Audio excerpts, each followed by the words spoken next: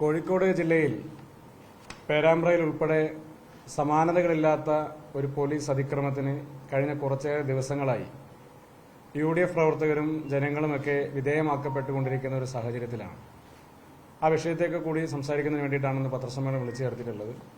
ഈ പത്രസമ്മേളനത്തിൽ എന്നോടൊപ്പം പങ്കെടുക്കുന്നത് യൂത്ത് കോൺഗ്രസിന്റെ വർക്കിംഗ് കമ്മിറ്റിയുടെ പ്രസിഡന്റ് ശ്രീ ബിനു ചുള്ളിയിൽ, ജില്ലാ യൂത്ത് കോൺഗ്രസ് കമ്മിറ്റിയുടെ പ്രസിഡന്റ് ശ്രീ ആർ ഷഹീൻ, സംസ്ഥാന യൂത്ത് കോൺഗ്രസ് കമ്മിറ്റിയുടെ സെക്രട്ടറി ശ്രീ വിശാഖ് കണ്ണൂർ ഉൾപ്പെടെയുള്ള നേതാക്കന്മാരാണ്. നമ്മളിങ്ങനെ കഴിഞ്ഞ കുറച്ചേറെ ദിവസങ്ങളായി നിങ്ങൾ മാധ്യമപ്രവർത്തകർ ഉൾപ്പെടെ നിരന്തരമായി റിപ്പോർട്ട് ചെയ്തുകൊണ്ടിരിക്കുന്ന കാര്യമാണ് ശ്രീ ഷാഫി പറമ്പിൽ MP-ക്ക് നേരെ പേരാമ്പ്രയിലുണ്ടായ പോലീസ് അതിക്രമത്തെ സംബന്ധിച്ചുണ്ടായ കാര്യങ്ങളെല്ലാം സംബന്ധിച്ച് തന്നെ. ആ വിഷയത്തിൽ പോലീസിന്റെ ഭാഗത്തു നിന്നുള്ള പ്രതികാര നടപടി ഇപ്പോഴും തുടർന്നുകൊണ്ടിരിക്കുകയാണ്. ആദ്യഘട്ടത്തിലിട്ട FIR-ൽ നിന്ന് വ്യത്യസ്തമായി രണ്ടാമതൊരു FIR-ൽ സ്ഫോടക വസ്തു ഉപയോഗിച്ചു എന്നുള്ള കേസ് കൂടി ചാർത്തിക്കൊണ്ടാണ് യൂത്ത് കോൺഗ്രസിന്റെയും യൂത്ത് ലീഗിന്റെയും ഒക്കെ പ്രവർത്തകരെ പോലീസ് കള്ളക്കേസിൽ കൊടുക്കാൻ വേണ്ടിയുള്ള ശ്രമങ്ങൾ നടത്തിക്കൊണ്ടിരിക്കുന്നത്. ആദ്യഘട്ടത്തിൽ അറസ്റ്റിലായ ആളുകൾക്കും അതോടൊപ്പം തന്നെ ആ ഘട്ടത്തിൽ മുൻകൂർ ജാമ്യത്തിന് അപേക്ഷിച്ച ആളുകൾക്കൊക്കെ ജാമ്യം കിട്ടിയ ഘട്ടത്തിൽ കോടതി തന്നെ വളരെ നിശ്ചിതമായി തന്നെ പോലീസിനെ വിമർശിച്ചുകൊണ്ട് പറഞ്ഞു, പോലീസിന്റെ ഭാഗത്തു നിന്നുണ്ടായ വീഴ്ചകൾ മറച്ചുവെക്കുന്നതിനാണ് സ്ഫോടക വസ്തു ഉപയോഗിച്ചു എന്നുള്ള കേസ് അവിടെ എഴുതി ചേർക്കപ്പെട്ടിട്ടുള്ളത് എന്ന് കോടതി തന്നെ പരാമർശിക്കുന്ന ഒരു സാഹചര്യമുണ്ടായി. DYSP ആയിട്ടുള്ള ഹരിപ്രസാദ്, DYSP ഹരിപ്രസാദിന്റെ കൈകളിൽ ഗ്രനേഡ് ഇരിക്കുന്ന കാഴ്ച ചിത്രങ്ങൾ ഉൾപ്പെടെ പുറത്തു വന്നതാണ്. ശ്രീ ഷാഫി പറമ്പിൽ MP നടത്തിയ പത്രസമ്മേളനത്തിൽ ഉൾപ്പെടെ ആ വിഷയങ്ങളൊക്കെ തന്നെ ചൂണ്ടിക്കാണിച്ചു. അദ്ദേഹത്തിന്റെ കയ്യിൽ നിന്ന് അബദ്ധവശാൽ വീണാണ് ഗ്രനേഡ് പൊട്ടിയതെന്ന് ആദ്യം മൊഴി നൽകിയ അതേ ഉദ്യോഗസ്ഥൻ തന്നെ പിന്നീട് കാര്യങ്ങൾ മാറ്റി പറയുകയും ഇവിടെ സമരക്കാർക്കിടയിൽ നിന്നാണ് അങ്ങനെ ഒരു പ്രയോഗമുണ്ടായത് എന്നുള്ള രീതിയിലുള്ള കേസെടുക്കാൻ ശ്രമിക്കുന്ന ഒരു സാഹചര്യമുണ്ടായി. അതിനുശേഷമാണ് ജില്ലാ പോലീസ് മേധാവിയുടെ സർക്കുലർ വന്നത്. പോലീസ് ഉദ്യോഗസ്ഥന്മാർക്ക് എങ്ങനെ ഗ്രനേഡ് പ്രയോഗിക്കണം എന്നുള്ളതിനെ സംബന്ധിച്ച് പരിശീലനം കൊടുക്കണമെന്ന് പറഞ്ഞു. ആ പരിശീലനം കിട്ടിയ പോലീസുകാരെ പിന്നീട് ചെയ്തത് താമരശ്ശേരിയിൽ പോയി അവിടെ ഫ്രഷ് കട്ടിനെതിരെ സമരം ചെയ്യുന്ന ജനങ്ങൾക്ക് നേരെ ഗ്രനേഡ് വലിച്ചെറിയുന്ന കാഴ്ചയാണ് നമ്മൾ കണ്ടത്. അപ്പൊ ഈ ജില്ലയിലെ പോലീസ് ഉദ്യോഗസ്ഥന്മാരുടെ ഭാഗത്ത് നിന്ന് വളരെ ഒരു ജനകീയമായ സമരങ്ങളോട് അങ്ങേയറ്റം പ്രതിഷേധാർഹമായ ഒരു നിലപാടാണ് കണ്ടുകൊണ്ടിരിക്കുന്നത്. സമരങ്ങളെ അടിച്ചമർത്താനും ആക്രമിക്കാനും വേണ്ടി നടത്തുന്ന ഒരു ശ്രമം പോലീസിന്റെ ഭാഗത്തു നിന്നുണ്ടാവുകയാണ്. ഇപ്പോഴും അറസ്റ്റ് തുടർന്നുകൊണ്ടിരിക്കുന്നു എന്ന് പറയുമ്പോൾ കഴിഞ്ഞ ദിവസങ്ങളിലാണ് സുബൈറും അതോടൊപ്പം തന്നെ മുഹമ്മദും എന്ന് പറയുന്ന യൂത്ത് കോൺഗ്രസിന്റെയും യൂത്ത് ലീഗിന്റെയും 2 പ്രവർത്തകരെ വീണ്ടും പോലീസ് അറസ്റ്റ് ചെയ്ത് സ്റ്റേഷനിലേക്ക് കൊണ്ടുവരുന്നത്. ആ ഘട്ടത്തിൽ അവിടേക്ക് കടന്നു ചെന്ന യൂത്ത് കോൺഗ്രസിന്റെ സംസ്ഥാന ജനറൽ സെക്രട്ടറി VP ദുൽഖിഫിലിനെ പോലീസ് സ്റ്റേഷനിൽ വെച്ച് അകാരണമായി മർദ്ദിക്കുകയും അയാളുടെ പേരിലും പോലീസിനെ ആക്രമിച്ചു എന്ന പേരിൽ ഒരു കേസെടുത്ത് അയാളെ റിമാൻഡ് ചെയ്യുന്ന സാഹചര്യം ഉണ്ടായി. ജയിലിൽ ഉപവാസ സമരം ഉൾപ്പെടെയുള്ള സമരത്തിന് നേതൃത്വം കൊടുത്തതിന്റെ ഭാഗമായി അദ്ദേഹത്തെ വിയ്യൂർ സെൻട്രൽ ജയിലിലേക്ക് മാറ്റുകയും ഇന്നിപ്പോൾ തൃശൂർ മെഡിക്കൽ കോളേജിലേക്ക് അദ്ദേഹത്തെ മാറ്റിയിരിക്കുന്ന സാഹചര്യമാണ് ഇന്നലെ ഉണ്ടായിട്ടുള്ളത്. അപ്പോൾ ഈ ഘട്ടത്തിലൊക്കെ തന്നെ നമുക്ക് കാണാൻ വേണ്ടി സാധിക്കുന്നത് പോലീസിന്റെ ഭാഗത്ത് നിന്ന് വളരെ നിരന്തരമായി കോൺഗ്രസിന്റെയും യൂത്ത് കോൺഗ്രസിന്റെയും പ്രവർത്തകർക്ക് നേരെ കള്ളക്കേസെടുക്കാനും അവരെ അറസ്റ്റ് ചെയ്യാനും അവരെ ഭയപ്പെടുത്താനും ഒക്കെ ശ്രമിക്കുന്ന ഒരു സാഹചര്യമാണുള്ളത്. ഇതിന്റെ പുറകിലെ ചേതോ വികാരം ആരാണ് ഈ പോലീസിന് ഇത്തരത്തിലുള്ള നിർദ്ദേശം കൊടുക്കുന്നത്? എന്തിന്റെ അടിസ്ഥാനത്തിലാണ് ജില്ലാ പോലീസ് മേധാവി ബൈജുവും അതോടൊപ്പം തന്നെ അദ്ദേഹത്തിന്റെ DYSP-മാരായിരുന്ന ഹരിപ്രസാദും അതോടൊപ്പം തന്നെ സുനിൽകുമാറും ആ സമരത്തിന്റെ രംഗത്ത് ഇത്തരത്തിലൊരു അക്രമത്തിലേക്ക് കടന്നുപോയത്? സാധാരണ രീതിയിൽ ഒരു UDF-ന്റെ ഹർത്താൽ നടക്കുന്ന അതിന്റെ ഭാഗമായി നടത്തപ്പെടുന്ന ഒരു പൊതുയോഗം, ആ പൊതുയോഗത്തിന്റെ ഭാഗമായി നടക്കുന്ന പ്രകടനമൊക്കെയാണ് അവിടെ നടക്കുന്നത്. അവിടെ CPM പ്രവർത്തകർ ആക്രമിക്കാൻ വേണ്ടി സംഘടിച്ച് നിൽക്കുന്നുണ്ട് എന്ന് ഇതേ പോലീസുകാർ തന്നെ പറയുന്നുണ്ടായിരുന്നു. ആക്രമിക്കാൻ വേണ്ടി വന്ന ആളുകൾക്ക് നേരെയല്ലേ പോലീസിംഗ് നടത്തേണ്ടത്? അതിനപ്പുറത്തേക്ക് പ്രതിഷേധ സമരവുമായി നിൽക്കുന്ന ആളുകൾക്ക് നേരെ പോലീസ് അക്രമം നടത്താൻ വേണ്ടി കടന്നു വന്നതിന്റെ പുറകിലെ രാഷ്ട്രീയ താല്പര്യം എന്താണ്? ആരുടെ നിർദ്ദേശങ്ങൾക്കനുസരിച്ചാണ് കോഴിക്കോട് ജില്ലയിലെ പോലീസ് മേധാവിയും പോലീസ് ഉദ്യോഗസ്ഥന്മാരും പ്രവർത്തിച്ചുകൊണ്ടിരിക്കുന്നത്? ഈ ഹരിപ്രസാദ് എന്ന് പറയുന്ന ഉദ്യോഗസ്ഥനെ സസ്പെൻഡ് ചെയ്യണമെന്നുള്ളതാണ് ജില്ലാ കോൺഗ്രസ് കമ്മിറ്റി ഉൾപ്പെടെ ഞങ്ങളെല്ലാവരും നിരന്തരമായി ആവശ്യപ്പെട്ടുകൊണ്ടിരിക്കുന്നത്. ഇപ്പോഴുണ്ടായിട്ടുള്ള സ്ഥലമാറ്റം സ്വാഭാവികമായും ഈ തദ്ദേശ സ്വയംഭരണ സ്ഥാപനങ്ങളിലേക്ക് നടത്തപ്പെടുന്ന തെരഞ്ഞെടുപ്പുമായി ബന്ധപ്പെട്ടുണ്ടാകുന്ന സ്ഥലമാറ്റമാണ് എന്നുള്ളതാണ് ഞങ്ങൾ മനസ്സിലാക്കുന്നത്. ഇതേ പോലീസ് ഉദ്യോഗസ്ഥൻ തന്നെയാണ്, ഇതേ പോലീസ് മേധാവ് തന്നെയാണ് ഫ്രഷ് കട്ടുമായി ബന്ധപ്പെട്ട സമരത്തിലേക്ക് കടന്നു ചെല്ലുമ്പോൾ അവിടെ ജനങ്ങളെ മൃഗീയമായി മർദ്ദിക്കുന്ന ഒരു സാഹചര്യം ഉണ്ടാകുന്നത്. ഫ്രഷ് കട്ടുമായി ബന്ധപ്പെട്ട അവിടെ സമരം ചെയ്യുന്ന ജനങ്ങളെ പോയി സന്ദർശിച്ചതിന് ശേഷമാണ് ഞങ്ങളിപ്പോൾ ഈ പത്രസമ്മേളനത്തിലേക്ക് കടന്നു വന്നത്. അവിടെയും ജനം വളരെ ഭീതിയിലാണ്. പേരാമ്പ്രയിൽ എങ്ങനെയാണോ യൂത്ത് കോൺഗ്രസിന്റെയും യൂത്ത് ലീഗിന്റെയും പ്രവർത്തകരെ വീട് കയറി ഇറങ്ങി പോലീസ് അറസ്റ്റ് ചെയ്യാൻ ശ്രമിക്കുന്നത്, അതുപോലെ തന്നെ അവിടെ ഫ്രഷ് കട്ടിനെതിരെ സമരം ചെയ്ത ആ ജനങ്ങളെയും പോലീസ് അവിടെ നിരന്തരമായി വീട് കയറി ഇറങ്ങുകയാണ്. സ്കൂൾ കുട്ടികൾക്ക് സ്കൂളിൽ പോകാൻ സാധിക്കുന്നില്ല. സ്ത്രീകൾ മാത്രമുള്ള വീടുകളിലേക്ക് വൈകുന്നേരങ്ങളിൽ കടന്നു ചെന്ന് ഡോറിൽ ചവിട്ടുകയും ഡോറിൽ ലാത്തി കൊണ്ടടിക്കുകയും അവരെ ഭയപ്പെടുത്താൻ വേണ്ടി ശ്രമിക്കുന്നു. ആർക്ക് വേണ്ടിയിട്ടാണ് ഈ പോലീസ് പ്രവർത്തിക്കുന്നത്? ഫ്രഷ് കട്ടിന്റെ മുതലാളിയാണോ പോലീസ് ഉദ്യോഗസ്ഥന്മാർക്ക് ശമ്പളം കൊടുക്കുന്നത്? ഫ്രഷ് കട്ടിനെതിരെ നടക്കുന്ന ഒരു സമരം ന്യായമായ ഒരു സമരമാണ്. ആ പ്രദേശത്ത് 4000-ഓളം വരുന്ന കുടുംബങ്ങൾക്ക് ജീവിക്കാൻ സാധിക്കാത്ത രീതിയിൽ മാലിന്യം അവിടെ വിതരണം മാലിന്യത്തിന്റെ ഒരു വലിയ പ്രയാസം അവർ അനുഭവപ്പെടുമ്പോൾ അതിനെതിരെ നടത്തപ്പെടുന്ന ഒരു സമരമാണ്. 600-ഓളം വരുന്ന ആളുകൾക്കെതിരെ കണ്ടാലറിയാവുന്ന ആളുകൾ എന്ന രീതിയിൽ കേസെടുക്കാൻ വേണ്ടി പോലീസ് തയ്യാറാവുകയാണ്. എന്നിട്ട് എല്ലാ വീടുകളിലും നിരന്തരമായി കയറി ഇറങ്ങുന്നു. സ്കൂൾ കുട്ടികൾ ഉൾപ്പെടെ പോലീസ് വഴിയിൽ തടഞ്ഞു നിർത്തി ഫോട്ടോ കാണിച്ചു കൊടുത്ത് ഇദ്ദേഹത്തെ അറിയാമോ എന്നൊക്കെ ചോദിക്കുമ്പോൾ അത് ബാലാവകാശ കമ്മീഷൻ ഉൾപ്പെടെ കേസെടുക്കേണ്ടതായ ഒരു വിഷയമാണ്. സ്ത്രീകൾക്ക് നേരെ ഒരു വലിയ അതിക്രമം അവിടെ ഉണ്ടാകുന്നു. ഇന്ന് ഞങ്ങളവിടെ കടന്നു ചെന്ന് സംസാരിക്കുമ്പോൾ അവരെല്ലാവരും പറഞ്ഞു അദ്ദേഹത്തിന്റെ SP ബൈജുവിന്റെ പരിക്ക് പറ്റി എന്ന് പറയുന്നുണ്ട്. SP ബൈജുവിന് പരിക്ക് പറ്റിയത് എങ്ങനെയാണ്? ഒരു കുട്ടി മറഞ്ഞു വീണ സമയത്ത് അവരെ എടുത്തുയർത്താൻ ശ്രമിക്കുന്ന സമയത്ത് ആ സ്ട്രക്ചറിന്റെ ആംബുലൻസിന്റെ സ്ട്രക്ചറിന്റെ അറ്റം കൊണ്ടിട്ടാണ് അദ്ദേഹത്തിന്റെ ചുണ്ടിന് മുഖത്ത് പരിക്ക് പറ്റുന്ന സാഹചര്യം ഉണ്ടായത്. അതിന് ശേഷം നടന്നത് അവിടെ ഗുരുതരമായ പോലീസ് അതിക്രമമാണ്. മാധ്യമങ്ങളെല്ലാം റിപ്പോർട്ട് ചെയ്തതാണ്. ആ വിഷയത്തിൽ ഉൾപ്പെടെ ആ ജനങ്ങൾക്ക് നീതി കിട്ടേണ്ടതായ ഒരു സാഹചര്യമുണ്ട്. പോലീസിന്റെ ഇത്തരത്തിലുള്ള അതിക്രമം അവസാനിപ്പിക്കണമെന്നുള്ളതാണ് ആദ്യമേ തന്നെ സൂചിപ്പിക്കാനായിട്ടുള്ളത്. രണ്ടാമതായിട്ട് പറയുമ്പോൾ ഈ രീതിയിൽ പോലീസിന്റെ ഭാഗത്ത് നിന്ന് ഇത്തരത്തിലുള്ള അക്രമങ്ങളൊക്കെ കടന്നു വരികയും FIR-ൽ പോലീസുകാർക്കെതിരെ ഞങ്ങൾ ഗ്രനേഡ് എറിഞ്ഞു എന്നുള്ള രീതിയിലാണ് ഇപ്പോൾ പറഞ്ഞുകൊണ്ട് വരുന്നത്. ആരാണ് ബോംബ് ഉണ്ടാക്കുന്നതെന്നും ആരാണ് സ്ഫോടക വസ്തുക്കൾ കയ്യിൽ വെക്കുന്നതൊക്കെ കേരളത്തിലെ ജനങ്ങളെ സംബന്ധിച്ച് എല്ലാവർക്കും അറിയാം. ഇന്നലെയാണ് ഡിവൈഎഫ്ഐയുടെ നേതാക്കന്മാർ പറയുന്നത് ബോംബ് ഉണ്ടാക്കുന്നതിനിടയിൽ കൊല്ലപ്പെട്ട ഷെറിൻ എന്ന് പറയുന്ന ചെറുപ്പക്കാരൻ അത് ഡിവൈഎഫ്ഐയുടെ രക്തസാക്ഷിയാണ് എന്നുള്ളത്. ഒരു യുവജന സംഘടനയെ സംബന്ധിച്ച് ബോംബ് നിർമ്മാണം അതിന്റെ രാഷ്ട്രീയ പ്രത്യയശാസ്ത്രത്തിന്റെ ഭാഗമോ പ്രവർത്തനത്തിന്റെ ഭാഗമോ ആകേണ്ട കാര്യമില്ല. ബോംബ് ഉണ്ടാക്കുന്നത് ക്രിമിനലുകളാണ്, ബോംബ് ഉപയോഗിക്കുന്നത് ക്രിമിനലുകളാണ്. ജനങ്ങളെ കൊലപ്പെടുത്താൻ അല്ലെങ്കിൽ എതിരാളിയെ കൊലപ്പെടുത്താനാണ് അത്തരത്തിൽ മാരകമായ ആയുധങ്ങൾ ഉപയോഗിക്കപ്പെടുന്ന ഒരു സാഹചര്യം ഉണ്ടാകുന്നത്. അപ്പൊ അതുണ്ടാക്കുന്ന ആളുകൾ പോലും രക്തസാക്ഷിയാണെന്ന് പറയുമ്പോൾ കഴിഞ്ഞ ഘട്ടങ്ങളിലൊക്കെ KK ശൈലജ ടീച്ചർ ഉൾപ്പെടെ ഒരു ഫോട്ടോ പുറത്തു വന്ന സമയത്ത് പറഞ്ഞത് എന്റെ കൂടെ ഫോട്ടോ എടുക്കുന്ന ആളുകൾ എല്ലാവരും പാർട്ടിക്കാരാണോ എന്നുള്ളതാണ്. ഈ ചെറുപ്പക്കാരൻ അറിയാഞ്ഞിട്ടല്ല എന്ന് പറഞ്ഞത്. അപ്പോൾ ഷെറിൻ അന്ന് ഫോട്ടോ എടുത്തതുമായി ഷെറിനുമായി ബന്ധപ്പെട്ട ഒരു ഫോട്ടോ പുറത്തു വന്ന സമയത്ത് അന്ന് ശൈലജ ടീച്ചർ പറഞ്ഞത് എന്നോടൊപ്പം ഫോട്ടോ എടുക്കുന്ന എല്ലാ ആളുകളും പാർട്ടിക്കാരാണെന്ന് പറയാൻ സാധിക്കില്ല, പാർട്ടിക്ക് യാതൊരു ബന്ധമില്ല എന്ന് അന്ന് തള്ളി പറഞ്ഞവരാണ് ഇപ്പോൾ ഡിവൈഎഫ്ഐ ഏറ്റെടുക്കുന്നു. ഞാൻ പറയുന്നത് ഈ പോലീസൊക്കെ കേസെടുക്കേണ്ടത് ഞങ്ങൾ യുവകോൺഗ്രസുകാർക്ക് നേരെയല്ല. ഞങ്ങൾ അവിടെ സമരത്തിലേക്ക് കടന്നു വന്നപ്പോൾ ഞങ്ങളുടെ കൈകളിൽ ആകെ ഉണ്ടായിരുന്നത് കൊടി കെട്ടാൻ ഉപയോഗിക്കുന്ന ചെറിയ വടികളോ അല്ലെങ്കിൽ ചെറിയ പൈപ്പുകളോ മാത്രമാണ്. മറിച്ച് അപ്പുറത്ത് നിന്ന പോലീസുകാരുടെ കൈവശമാണ് ആയുധങ്ങൾ ഉണ്ടായത്, അപ്പുറത്ത് നിന്ന് ഡിവൈഎഫ്ഐക്കാരുടെ കൈവശമാണ് ആയുധങ്ങൾ ഉണ്ടായത്. പോലീസ് ഉദ്യോഗസ്ഥൻ തന്നെ പറഞ്ഞു ഡിവൈഎഫ്ഐക്കാർ കുറച്ച് പേർ സംഘടിച്ച് നിൽക്കുന്നുണ്ട്, അവരുടെ കയ്യിൽ മാരകായുധങ്ങളുണ്ട്. മാരകായുധങ്ങളുമായി പൊതുനിരത്തിൽ സംഘടിച്ച് നിൽക്കുന്നവർക്കെതിരെയല്ലേ കേസെടുക്കേണ്ടത്, അവരെയല്ലേ ലാത്തിചാർജ് ചെയ്യേണ്ടത്, അവരെയല്ലേ പോലീസും ഉപയോഗിക്കേണ്ടത്? അതിനു പകരം പ്രതിഷേധിക്കുന്ന ആളുകൾക്ക് നേരെയാണ് ഇവർ കടന്നു വന്നത്. ഞാൻ മനസ്സിലാക്കുന്നത് ഇതിന്റെ എല്ലാം പുറകിലെ പ്രധാനപ്പെട്ട ഒരു ചേതോവികാരം എന്ന് പറയുന്നത് ഈ പ്രദേശത്തൊക്കെ കോൺഗ്രസിനെതിരെ അല്ലെങ്കിൽ കഴിഞ്ഞ കാലങ്ങളിലൊക്കെ തന്നെ CPM വലിയ കോട്ടയായി കൊണ്ടു നടന്നിരുന്ന പല കോട്ടകളും പൊളിഞ്ഞു തുടങ്ങുന്നു എന്നുള്ളൊരു പ്രയാസമാണ് CPM-നെ സംബന്ധിച്ച് പോലീസിനെ ഉപയോഗിച്ച് ഇത്തരത്തിൽ കോൺഗ്രസിനെ വേട്ടയാടാൻ വേണ്ടി ശ്രമിച്ചുകൊണ്ടിരിക്കുന്നത്. ആ CPM നേതൃത്വത്തോടും അതോടൊപ്പം തന്നെ ഇത്തരത്തിൽ CPM-ന്റെ നിർദ്ദേശങ്ങൾക്കനുസരിച്ച് യൂത്ത് കോൺഗ്രസുകാരെയും കോൺഗ്രസുകാരെയും യൂത്ത് ലീഗുകാരെയും UDF-കാരെയും എല്ലാം തന്നെ വേട്ടയാടാൻ ശ്രമിക്കുന്ന പോലീസ് ഉദ്യോഗസ്ഥരോട് ഞങ്ങൾക്ക് പറയാനായിട്ടുള്ളത് വരുന്ന നിയമസഭാ തെരഞ്ഞെടുപ്പിലും ത്രിതല പഞ്ചായത്ത് തെരഞ്ഞെടുപ്പിലും കേരളത്തിലെ കോൺഗ്രസിന്റെ UDF-ന്റെ ഏറ്റവും ശക്തമായ തിരിച്ചുവരവിന് തുടക്കം കുറിക്കപ്പെടാൻ വേണ്ടി പോകുന്നത് അത് മലബാറിൽ നിന്നായിരിക്കുമെന്നുള്ളത് തന്നെയാണ്. മലബാറിൽ നിന്ന് തുടങ്ങുന്ന കോൺഗ്രസിന്റെ തേരോട്ടമായിരിക്കും 2026-ലെ UDF സർക്കാരിലേക്ക് നയിക്കാൻ വേണ്ടി പോകുന്ന സാഹചര്യം ഉണ്ടാകുന്നത്. വളരെ ശക്തമായ സംഘടനാ പ്രവർത്തനം ഈ ജില്ലയിൽ ഉൾപ്പെടെ മലബാർ മേഖലയിൽ നടന്നുകൊണ്ടിരിക്കുന്നു.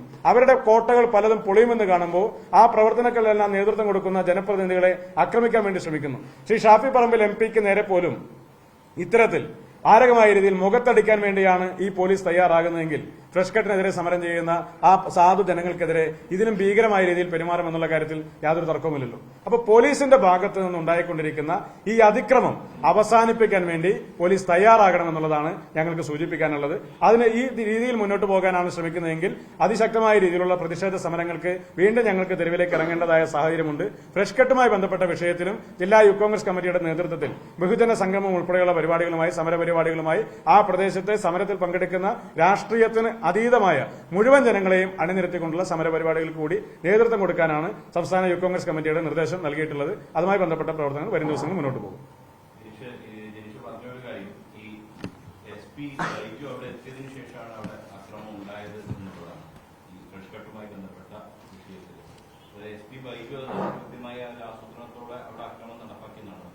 അല്ല, SP ബൈജുവിന്റെ ഭാഗത്തുനിന്നുണ്ടാകുന്ന ശ്രമങ്ങൾ, പോലീസിന്റെ ഭാഗത്തുനിന്ന് ഉണ്ടാകേണ്ടുന്ന പരിശ്രമങ്ങളിൽ അല്ലെങ്കിൽ ഒരു പ്രദേശത്ത് ഒരു സംഘർഷം ഉണ്ടാകുമ്പോൾ അത് ലഘൂകരിക്കാൻ വേണ്ടി ഉണ്ടാകേണ്ട ഇടപെടലുകളിൽ ഇത്തരം ഘട്ടങ്ങളിലൊക്കെ തന്നെ SP ബൈജുവിന്റെ ഭാഗത്തുനിന്നുണ്ടാകുന്നത് ഒരു പോലീസിന് ചേർന്ന പ്രവൃത്തിയല്ല.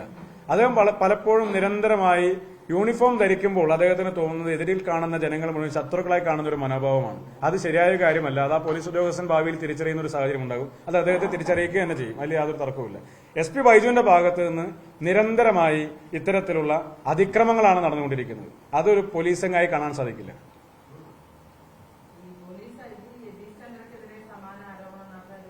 നാട്ടുകാരൻ നയിക്കുന്നുണ്ട്. അദ്ദേഹത്തിന് ഈ ബൈജു ലീവിൽ പോയ സമയത്ത് യതീഷ് ചന്ദ്രയ്ക്കായിരുന്നു ചുമതല ഉണ്ടായിരുന്നത്. ആ ദിവസങ്ങളിലൊക്കെയാണ് ഈ വീട് കയറി ഇറങ്ങിയുള്ള അറസ്റ്റും മറ്റു കാര്യം. ഇന്ന് ഞങ്ങൾ അവിടെ ആ ജനങ്ങളെ കണ്ടുകൊണ്ടിരിക്കുന്ന സമയത്ത് പോലും തൊട്ടപ്പുറത്തൊരു പ്രദേശത്ത് നിന്ന് ഒരാൾ അറസ്റ്റ് ചെയ്ത് കൊണ്ടുപോയി. തൊട്ടപ്പുറത്തെ സ്ഥലത്ത് നിന്ന് ഒരാൾ അറസ്റ്റ് കൊണ്ടുപോയി. വീടുകളിൽ ചെല്ലുമ്പോൾ അവരെല്ലാം വലിയ ഭയാശങ്കയിലാണ്. കുട്ടികളും സ്ത്രീകളൊക്കെ കരയുകയാണ്. അവരത് ജീവിതത്തിൽ സാധാരണക്കാരായ ആളുകളല്ലേ. ഞങ്ങളിപ്പോൾ യൂത്ത് കോൺഗ്രസിന്റെ സമരത്തിൽ വരുമ്പോൾ പോലീസിന്റെ ലാത്തിചാർജ് ഉണ്ടാകുമ്പോൾ യൂത്ത് കോൺഗ്രസ്സുകാർ അത് നേരിടുന്ന പോലെയല്ലല്ലോ. സാധാരണക്കാരായ ആളുകൾ ജീവിക്കാൻ കഴിയാതെ ദുർഗന്ധം കൊണ്ട് ഭക്ഷണം കഴിക്കാൻ പോലും സാധിക്കാത്ത സാഹചര്യത്തിൽ 6 കൊല്ലമായി നടന്നുകൊണ്ടിരിക്കുന്ന ഒരു സമാധാനപരമായ സമരം, ആ സമരത്തിനിടയ്ക്ക് പെട്ടെന്നൊരു പോലീസ് അതിക്രമം ഉണ്ടാകുമ്പോൾ അവരൊന്നും ജീവിതത്തിൽ അത് കണ്ടിട്ടുള്ളോ അനുഭവിച്ചിട്ടുള്ള ആളുകളായിരിക്കണമെന്നില്ല. വീട്ടിലേക്ക് നിരന്തരമായി പോലീസ് വന്ന് ഇത്തരത്തിൽ ഭയപ്പെടുത്തുമ്പോൾ, ഡോറിൽ ചവിട്ടുമ്പോൾ, ലാത്തി കൊണ്ടടിക്കുമ്പോൾ, ടോർച്ചടിച്ച് ജനലിലൂടെ ടോർച്ചടിച്ച് നോക്കുമ്പോൾ സ്ത്രീകൾ ഉൾപ്പെടെ കുട്ടികൾ ഉൾപ്പെടെയുള്ള ആളുകൾക്കിടയിൽ ഉണ്ടാകുന്ന ഒരു ട്രോമയുണ്ട്. അത് ഈ ഭരണകൂടം മനസ്സിലാക്കാൻ വേണ്ടി തയ്യാറാകണം. പോലീസിനെ ഇതിനെ നിയന്ത്രിക്കാൻ വേണ്ടി സർക്കാർ തയ്യാറാകണം എന്നുള്ളതാണ്.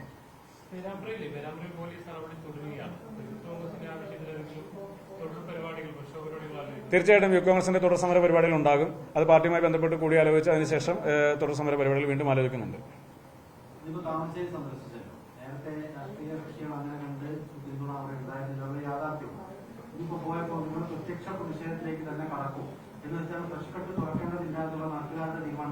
അല്ല, നാട്ടുകാരുടെ തീരുമാനത്തിനൊപ്പം തന്നെ നിൽക്കാനാണ് യൂത്ത് കോൺഗ്രസ് എന്ന് തീരുമാനിച്ചത്.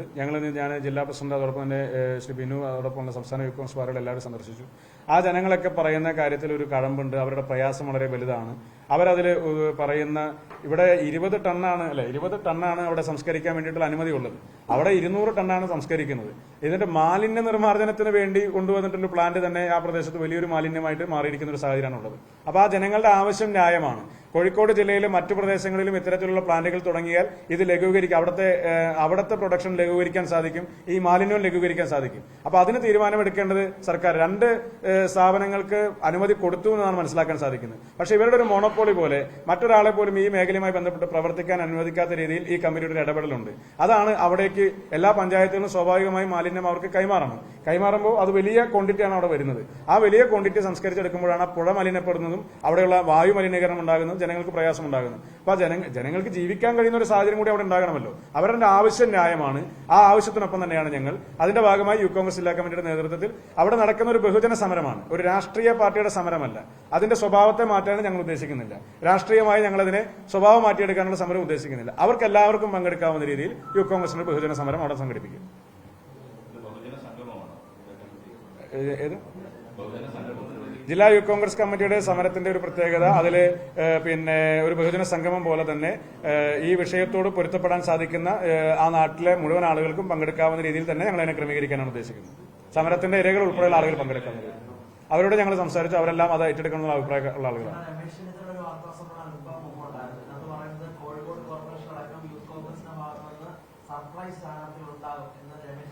കഴിഞ്ഞ ദിവസം നിങ്ങൾ തിരുവനന്തപുരത്തെ കോർപ്പറേഷനിലെ സ്ഥാനാർത്ഥി പട്ടിക വന്നപ്പോൾ കണ്ടില്ലേ? സാധാരണ ഞങ്ങളെ പറ്റിയുള്ള ഏറ്റവും വലിയ ആക്ഷേപം എന്താണ്? ഞങ്ങളുടെ സ്ഥാനാർത്ഥി പട്ടിക പ്രഖ്യാപിക്കാൻ വൈകുന്നു, തെരഞ്ഞെടുപ്പ് വിജ്ഞാപനം കഴിഞ്ഞ് അവസാന നിമിഷം വരെ ഞങ്ങൾ നീണ്ടുപോകുന്നുള്ളതാണ്. നമുക്ക് തിരുവനന്തപുരത്ത് നിന്ന് വന്നൊരു സിഗ്നൽ തന്നെ കേരളത്തിനകത്തൊരു മാറ്റത്തിന്റെ ഒരു തെളിവാണ്. തിരുവനന്തപുരത്ത് തെരഞ്ഞെടുപ്പ് പ്രഖ്യാപിക്കുന്നതിന് മുമ്പ് തന്നെ പകുതിയോളം സ്ഥാനാർത്ഥികളെ പ്രഖ്യാപിച്ചു. അതിൽ യൂത്ത് കോൺഗ്രസിന്റെ സംസ്ഥാന സെക്രട്ടറിമാരായിട്ടുള്ള 3 വനിതകൾ സ്ഥാനാർത്ഥികളായി, 2 ജില്ലാ യൂത്ത് കോൺഗ്രസ് കമ്മിറ്റിയുടെ സെക്രട്ടറിമാരായിട്ടുള്ള വനിതകൾ സ്ഥാനാർത്ഥികളായി. അതോടൊപ്പം തന്നെ KSU ജില്ലാ വൈസ് പ്രസിഡന്റ് സ്ഥാനാർത്ഥിയായി. KS ശബരിനാഥൻ, മുൻ യൂത്ത് കോൺഗ്രസ് സംസ്ഥാന വൈസ് പ്രസിഡന്റും ഇപ്പോഴത്തെ KPC ജനറൽ സെക്രട്ടറിയുമായ KS ശബരിനാഥൻ ഒരു ഡിവിഷനിലേക്ക് മത്സരിക്കാൻ ഇറങ്ങുകയാണ്. 2 തവണ MLA ആയി നിന്ന ശബരിനാഥനെ സംബന്ധിച്ച് അടുത്ത നിയമസഭാ തെരഞ്ഞെടുപ്പിൽ സീറ്റ് ലഭിക്കാത്തൊരു സ്ഥാനാർത്ഥിയല്ല, ഞങ്ങളുടെ പ്രൈം കാൻഡിഡേറ്റുള്ള ഒരാളാണ്. ആ ശബരിനാഥൻ പോലും തിരുവനന്തപുരം കോർപ്പറേഷനിലേക്ക് താഴെ ഇറങ്ങി നിന്ന് മത്സരിക്കാൻ വേണ്ടി തീരുമാനിക്കുന്നത് ഞങ്ങൾ ഈ തെരഞ്ഞെടുപ്പിനകത്ത് വളരെ ഗൌരവത്തോടു കൂടി തന്നെയാണ് കാണുന്നത് എന്നുള്ളതിന്റെ ഒരു തെളിവാണ്. അപ്പോൾ തിരുവനന്തപുരം കോർപ്പറേഷനിൽ ഉണ്ടായിട്ടുള്ള അതിന്റെ സമാനമായ രീതിയിൽ എല്ലായിടത്തും ഈ തെരഞ്ഞെടുപ്പുകളുമായി ബന്ധപ്പെട്ട് സർപ്രൈസ് സ്ഥാനാർത്ഥികൾ ഉണ്ടാകും. ഞങ്ങളും പാർട്ടിയോട് ആവശ്യപ്പെട്ടിട്ടുള്ളത് ഞങ്ങൾക്ക് ഇത്ര ശതമാനം സീറ്റ് വേണം എന്നുള്ളൊരു ആവശ്യമല്ല, മറിച്ച് പാർട്ടി ജയിക്കുന്ന ഘട്ടങ്ങളിൽ പാർട്ടിക്ക് ജയിക്കാൻ കഴിയുന്ന ഘടകങ്ങളെല്ലാം തന്നെ യൂത്ത് കോൺഗ്രസിന് പരിഗണിക്കാവുന്ന ഇടങ്ങളിൽ ഞങ്ങളെ പരിഗണിക്കണമുള്ളത്. വെല്ലുവിളിയുള്ള സീറ്റുകളും ഏറ്റെടുക്കും, ജയസാധ്യതയുള്ള സീറ്റുകളും പരിഗണിക്കണം. രണ്ട് കാര്യം മാത്രമേ സൂചിപ്പിച്ചിട്ടുള്ളൂ. അല്ല, കഴിഞ്ഞ തെരഞ്ഞെടുപ്പിലൊക്കെ വളരെ കൃത്യമായ പരിഗണനയൊക്കെ ഉണ്ടായിരുന്നു. യൂത്ത് കോൺഗ്രസിന്റെ ഭാരവാഹികൾ പലരും സ്ഥാനാർത്ഥികളായിരുന്നു. ഞങ്ങൾ പരിഗണന എന്നുള്ളതിനപ്പുറത്തേക്ക് ആദ്യ പരിഗണന ജനങ്ങൾക്കാണ്. ജനം ഈ നാട്ടിലെ ഭരണത്തിലൊക്കെ മാറ്റം വരുത്താൻ ആഗ്രഹിക്കുന്നുണ്ട്.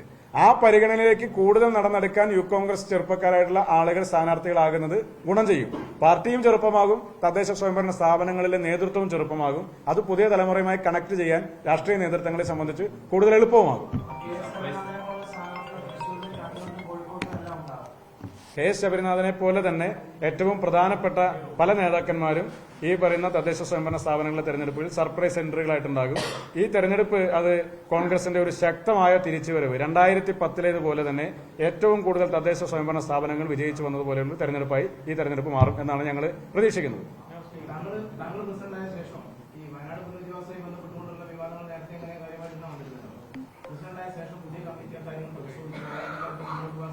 വയനാട് പുനരധിവാസത്തിൽ ഞങ്ങൾ വീടുകൾ പ്രഖ്യാപിച്ച് സംസ്ഥാന യൂത്ത് കോൺഗ്രസ് കമ്മിറ്റിയുടെ പൊതുവായ തീരുമാനത്തിന്റെ ഭാഗമാണ്. ആ തീരുമാനം പ്രഖ്യാപിക്കുന്ന സമയത്ത് ഞാനും വന്ന് സംസ്ഥാന യൂത്ത് കോൺഗ്രസ് കമ്മിറ്റിയുടെ പ്രസിഡന്റോടൊപ്പം ഉണ്ട്. ഞാൻ സംസ്ഥാന കമ്മിറ്റിയുടെ വൈസ് പ്രസിഡന്റാണ്. അത് സംസ്ഥാന കമ്മിറ്റി എടുത്തൊരു തീരുമാനമാണ്. ആ തീരുമാനം എല്ലാ ഘടകങ്ങൾക്കും ബാധകമാണ്. ഞങ്ങൾ തുടരുന്ന തീരുമാനം തന്നെയാണ്. അതുമായി ബന്ധപ്പെട്ട പ്രവർത്തനങ്ങൾ മുന്നോട്ട് കൊണ്ടുപോകുന്നുണ്ട്. ഞങ്ങളുടെ കയ്യിൽ 1,05,00,000 രൂപ യൂത്ത് കോൺഗ്രസിന്റെ സഹപ്രവർത്തകർ വിവിധ ചലഞ്ചുകൾ നടത്തിയെടുത്ത ലാഭവിഹിതമാണ്. പിരിവല്ല. ഞങ്ങൾ ഒരു തരത്തിൽ പോലും റെസിപ്റ്റ് അടിച്ചോ മറ്റേ രീതിയിലോ സാമ്പത്തികമായ സഹായം ആരും ഒന്നും സ്വീകരിച്ചിട്ടില്ല. ഞങ്ങൾ ഓരോ ചലഞ്ച് നടത്തി, ചെറുതും വലുതുമായ ചലഞ്ചുകൾ നടത്തി അതിന്റെ ഭാഗമായി സംഘടിപ്പിച്ചെടുത്ത പണമാണ്. 1,05,00,000 രൂപ ഞങ്ങളുടെ കൈവശമുണ്ട്. ഞങ്ങൾക്ക് വീട് നിർമ്മാണം തുടങ്ങാൻ സമയം വൈകിയതിന്റെ കാരണം ഞാൻ കഴിഞ്ഞ ദിവസങ്ങളിൽ എല്ലാ പത്രസമ്മേളനങ്ങളും പറഞ്ഞു. അവിടെ തോട്ടഭൂമിയാണ് വയനാട് പോലെയുള്ള പ്രദേശത്ത് കൂടുതലായും ഉള്ളത്. അപ്പോൾ അത്തരം എല്ലാ ഭൂമികളിലും കൺസ്ട്രക്ഷൻ നടത്താൻ സാധിക്കില്ല. അതിന് അനുവാദം എടുക്കേണ്ടതെന്ന ഒരു സാഹചര്യമുണ്ട്. ഞങ്ങൾക്ക് സ്പോൺസറായി തന്ന പല ഭൂമികളിൽ പോലും, പലരും ഞങ്ങൾക്ക് വാഗ്ദാനം ചെയ്ത ഭൂമികളിൽ പോലും ഞങ്ങൾക്ക് വീട് വെക്കാൻ കഴിയാത്ത ഒരു സാഹചര്യം അവിടെ ഉണ്ടായതുകൊണ്ടാണ് വൈകിയത്. പാർട്ടി അവിടെ സ്ഥലം ഏറ്റെടുക്കാൻ സ്വന്തം നിലയിൽ സ്ഥലം ഏറ്റെടുക്കുന്നുണ്ട്. ആ സ്ഥലം ഏറ്റെടുപ്പിന്റെ കാര്യങ്ങളൊക്കെ മുന്നോട്ട് പോയിക്കൊണ്ടിരിക്കുന്നു. കഴിഞ്ഞ ദിവസം അതിന്റെ ചില സാങ്കേതിക കാര്യങ്ങൾ ടി സിദ്ദീഖ് MLA അവിടെ പത്രസമ്മേളനം നടത്തി പറഞ്ഞിരുന്നു.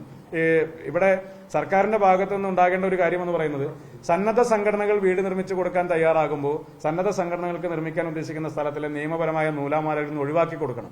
അതിന് പകരം ഞങ്ങളെയൊക്കെ എങ്ങനെയൊക്കെ പ്രയാസപ്പെടുത്താമോ ആ പ്രയാസപ്പെടുത്തിക്കൊണ്ടിരിക്കുകയാണ്. സർക്കാരിന്റെ വീട് കടന്നു വരുന്നത് വരെയെങ്കിലും കോൺഗ്രസുമായി ബന്ധപ്പെട്ട വീടുകൾ ഉണ്ടാകാൻ പാടില്ല എന്നൊരു തെറ്റായ തീരുമാനം അതിന്റെ പുറകിലുണ്ടോ എന്ന് പോലും ഞങ്ങൾ സംശയിക്കുന്നുണ്ട്. ഞങ്ങൾ ഇങ്ങനെ നിരന്തരമായ നിയമക്കുരുക്കളിലേക്ക് അത് തള്ളിവിട്ടുകൊണ്ടിരിക്കുകയാണ്. പക്ഷെ ആ ഭൂമി ഏറ്റെടുത്ത് കഴിഞ്ഞാൽ, ഭൂമി ലഭ്യമായി കഴിഞ്ഞാൽ ഉടനെ തന്നെ ഭൂമിയുമായി ബന്ധപ്പെട്ട് ചില ധാരണകളൊക്കെ ആയി കഴിഞ്ഞു. മേപ്പാടി പഞ്ചായത്തിൽ തന്നെ 2ഓളം ഭൂമികൾ പാർട്ടി ഏറെക്കുറെ തീരുമാനമായി അതിന്റെ നിയമപരമായ കാര്യങ്ങളൊക്കെ പരിശോധിച്ചുകൊണ്ടിരിക്കുകയാണ്, ഡോക്യുമെന്റ്സ് പരിശോധിച്ചുകൊണ്ടിരിക്കുകയാണ്. ഭൂമി ഏറ്റെടുത്ത് കഴിഞ്ഞാൽ യൂത്ത് കോൺഗ്രസിന്റെ ഭവന നിർമ്മാണം അവിടെ ആരംഭിക്കും. പാർട്ടി ഏറ്റെടുക്കുന്ന ഭൂമിയിൽ തന്നെയാണ് ഞങ്ങൾ ഭവന നിർമ്മാണം ആരംഭിക്കുന്നത്.